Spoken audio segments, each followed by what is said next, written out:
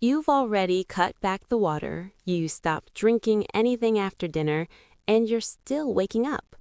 A quick favor. If you're tired of blaming your bladder for something that isn't really about your bladder, go ahead and subscribe. It helps more people find answers that actually work. All right, let's figure this out.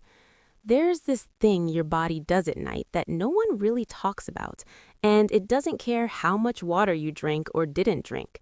For most of the day, while you're upright, gravity is doing something quiet but significant to the fluid in your body.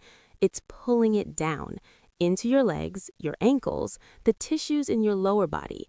You don't notice it because it happens slowly, but by the time you get into bed, you're carrying extra fluid in places it doesn't belong during sleep.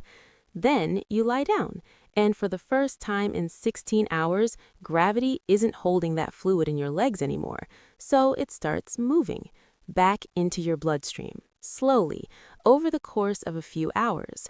And when your kidneys sense that extra volume in your blood, they do what they're designed to do. They filter it out. They make urine. That's why you're waking up at 2 or 3 in the morning, even though you didn't drink anything after 6. Your bladder isn't the problem. It's just responding to what your kidneys are doing. And your kidneys are just responding to a fluid shift that started the moment you lay down flat. I'm Dr. Baylor Scott, and I've seen this pattern hundreds of times. People come in thinking something's wrong with their bladder, or they assume it's age, or they've convinced themselves they just have a small bladder. And all of those things might be a little bit true, but the bigger truth is that most nighttime waking isn't about capacity, it's about timing. It's about when your body is processing fluid and whether that lines up with when you're trying to sleep.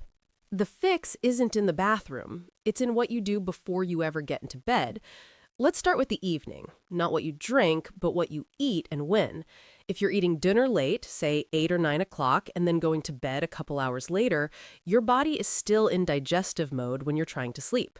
Digestion takes energy. It raises your core temperature. And when your body breaks down food, especially carbohydrates, it produces something called metabolic water. It's a byproduct of breaking down what you ate. That water goes into your bloodstream, and your kidneys have to deal with it. So even if you didn't drink a single thing after lunch, a late, heavy meal is adding to your fluid load overnight. The other thing that matters is what's on your plate.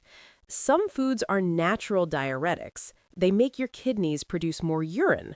Celery, cucumbers, asparagus, even parsley. These are healthy foods, but if you're eating a big salad with cucumber and celery at 9 at night, you're setting yourself up to process that fluid in the middle of your sleep. It's not that you can't eat those foods, it's that the timing matters more than most people realize. If you're someone who's been struggling with this, try moving your last real meal to at least 3 or 4 hours before bed. And if you're eating a lot of high-water vegetables at night, consider shifting them to lunch instead. That's not a forever rule, it's just a way to see if timing is part of what's happening. Now, here's the part most people miss, the hours right before bed. You finish dinner, you're winding down, maybe you're watching something or reading. This is when you need to deal with the fluid that's already sitting in your legs, because if you don't, it's going to redistribute once you lie down, and your kidneys are going to process it at 2 in the morning. The simplest way to handle this is leg elevation. For about an hour, maybe an hour and a half before you get into bed, lie down on the couch or the floor. Put your legs up, on pillows, on the arm of the couch, against the wall. The goal is to get your ankles higher than your heart. Gravity will pull that fluid out of your legs and back into circulation. Your kidneys will process it while you're still awake, and then when you go to the bathroom before bed, you're actually emptying what would have otherwise woken you up later. This isn't a complicated intervention, but it works because you're working with your body's natural rhythm instead of against it. Then there's your actual sleeping position. A lot of people sleep flat on their back with no support. That's fine if it works for you, but if you're waking up multiple times, it's worth trying something different. Sleeping on your side, especially your left side, with a pillow between your knees takes direct pressure off your bladder. It also helps with circulation. Some people find that a small pillow under their knees when they're on their back makes a difference too. The position isn't magic, but it's one more variable you can control. And when you're trying to reduce how often you wake up, small variables add up. Now let's talk about temperature. Your bedroom might be too warm or too cold, and both of those extremes affect your kidneys in ways you wouldn't expect. If your room is too warm, or if you're wearing thick, non-breathable pajamas, your core body temperature stays elevated. You don't drop into deeper sleep. And when you're in lighter sleep, you're more aware of every signal your body sends, including a bladder that's only partially full. You end up waking up earlier than you need to. If your room is too cold, something else happens. When your body gets cold, it constricts the blood vessels in your hands and feet. That's called vasoconstriction. It's your body trying to protect your core. But when it does that, it pushes more blood toward your center.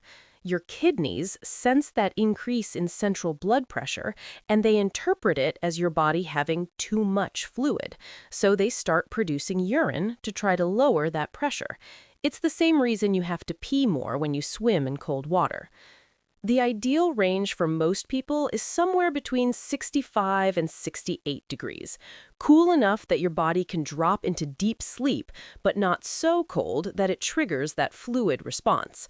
And if you tend to get cold, it's better to add a light blanket you can take off than to wear heavy pajamas that trap heat all night. Loose cotton or linen works better than polyester or fleece. Your body needs to breathe. Here's the last piece, and it's one a lot of people skip because it seems too simple. When you go to the bathroom right before bed, make sure you're actually empty. Most people rush through it. They're distracted. They're thinking about tomorrow. They go, they feel empty enough, and they get into bed.